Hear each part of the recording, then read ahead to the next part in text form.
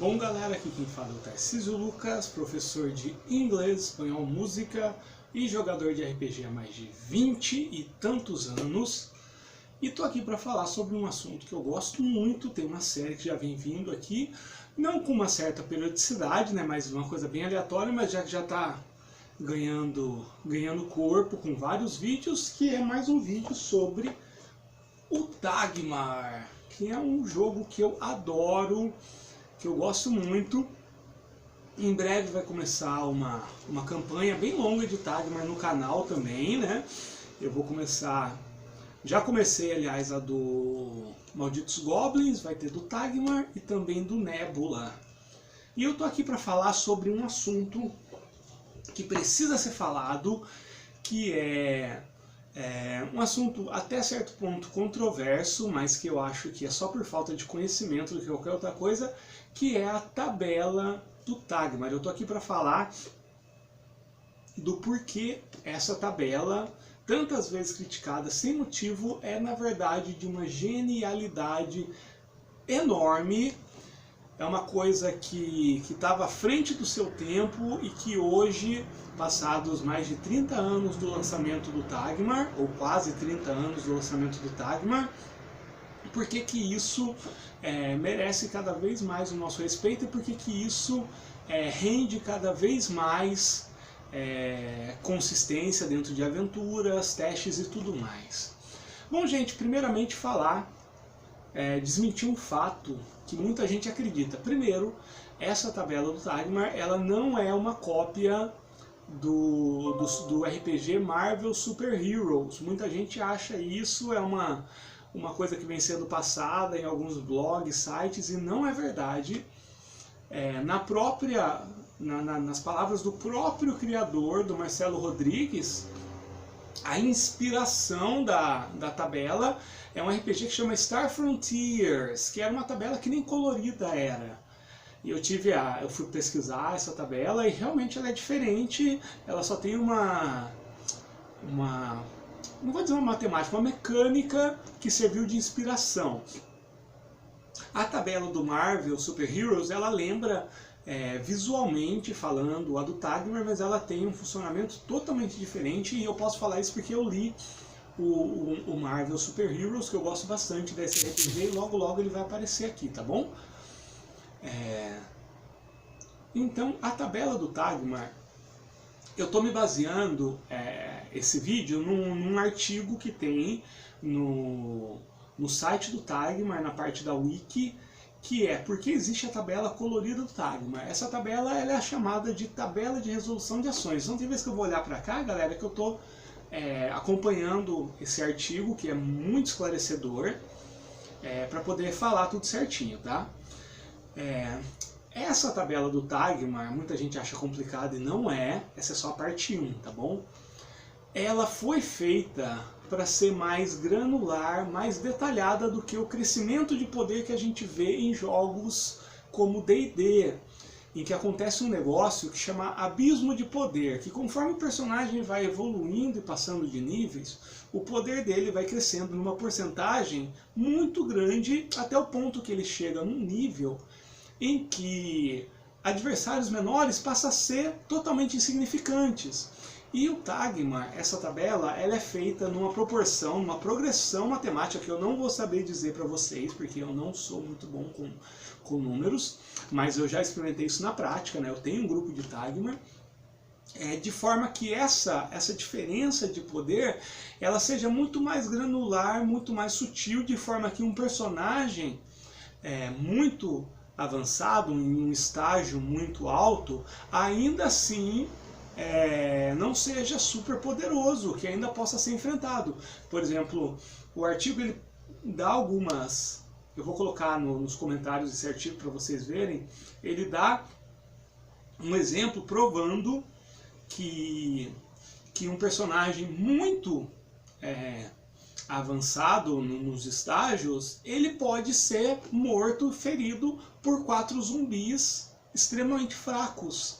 Porque esse abismo de poder, ele caminha muito mais sutilmente, né? Você não vira um super-herói conforme você vai passando de estágio, você vai se tornando cada vez mais proficiente, mas essa tabela ela tem uma linha de progressão diferente daquela em que você vai aumentando, aumentando, aumentando, e isso se reflete na aventura, porque no Tagmar, mesmo nos estágios avançados, aqueles desafios, aquele bandido mais fracote que tenta te assaltar no meio da estrada, ainda assim representa uma ameaça, como seria na vida real.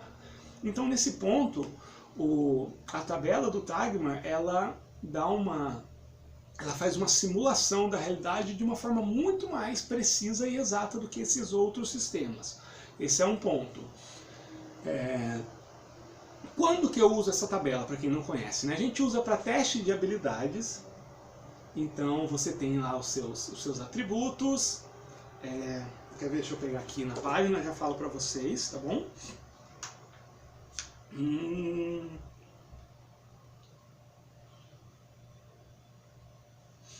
Assim, os atributos, desculpa, né? Você tem os atributos, então você utiliza os atributos, a coluna, tem as colunas aqui, né? Quanto mais alta a coluna, maiores as suas chances de ter sucesso. Nos atributos e nos testes de habilidade, você tem os níveis de dificuldade, cada cor equivale a uma dificuldade, né? Quanto mais vai descendo aqui na tabela, mais desafiador e difícil é conseguir aquilo. E no caso dos atributos, é sempre o valor do atributo vezes 4, que você vai achar a sua tabela. E no caso das habilidades, é sempre o valor daquela habilidade mais o modificador do atributo. Você soma o valor do atributo àquela habilidade. Algumas habilidades permitem que você tente fazer algo mesmo sem ter aquela habilidade. Aí você vai rolar na tabela de menor valor, na tabela menos 7 aqui, que ainda lhe dá algumas chances, mas tem habilidades que não tem como, que ou você treinou e você sabe, ou você não consegue fazer, como na vida. Isso é fantástico porque torna tudo muito quantificável, na verdade, né? E você tem chance mesmo nas tabelas menores, só que chances menores. Isso numa progressão que você não vai encontrar em jogos mais tradicionais old school, tá bom? Nesse ponto, e olha que eu sou um fã de D&D, da versão BX, o Tagmar ele tem essa simulação muito mais precisa. Outra coisa interessantíssima que a tabela permite é no combate, mas eu vou falar isso mais pra frente, mas só para dar uma palhinha, no combate, o tipo de arma ele influencia muito, o tipo de defesa, você tem defesas leves, médias e pesadas, cada arma ela se comporta diferente dependendo do tipo de defesa. Isso tudo são variáveis que são quantificáveis numericamente na tabela, e aí você gera um número que você tem que achar aqui na sua coluna, que vai dar o valor que você precisa tirar. Aliás, desculpa, você vai jogar nessa tabela, e aí dependendo da cor, você causa determinado dano. O dano também varia a partir disso. Então, em uma só jogada, né, você tá conjugando tantas variáveis que isso gera um grau de precisão que, sinceramente, eu conheço em pouquíssimos outros RPGs, né? Talvez o Shadowrun tenha algumas mecânicas que se aproximem disso, mas a maioria não trabalha isso, principalmente na fantasia medieval. Eu não conheço nenhum outra mecânica que trabalhe isso tão bem, de conjugar tantos fatores, tantas variáveis, de forma numérica, de forma precisa, para dar um resultado. Inclusive, dependendo do resultado, você faz uma segunda rolagem, que é quando você tem falhas e críticos, e também é todo granular os resultados, não é uma coisa isso ou aquilo. E é uma matemática fantástica. Eu sei que eu estou falando por cima porque o objetivo desse vídeo, inclusive a bateria está acabando, pode ser que esse vídeo acabe do nada, eu não vou regravar, tá bom? É só para apresentar isso.